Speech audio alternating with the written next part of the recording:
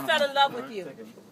And one of the greatest gifts you ever given me was you falling in love with me too. So on one special day, we decided to wed. We repeated every word that the preacher said. I do, you do. And together we undefiled our bed.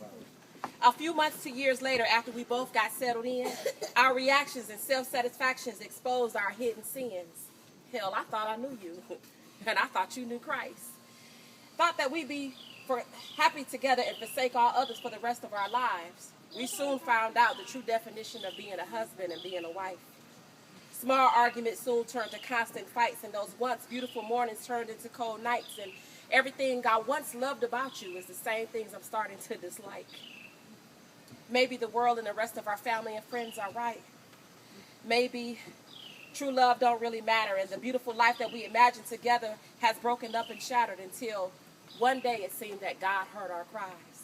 You see, a friend of some friends told a friend of mine about marriage counseling of an unusual kind. They said if we'd study, we'd be sure to find love so sweet and so divine, but we both had to commit.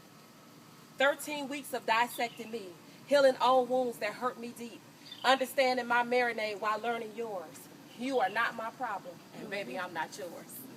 13 weeks of 6 times 6, learning new responses while we learn to resist the bad habits and deceit that brought us here. Being delivered from strongholds while facing our fears, removing generational curses, and permanently erasing old tears. Horizontally, we learn to align to God. Horizontally, we learn to align to God. As I digress and eventually died, letting go of fleshly desires and removing every disguise. Sweetie, radical love is what I owe you. Radical love taught me to honor you while we continue to fast and pray, vaulting and staying committed and hopeful, naked and unashamed because we didn't know.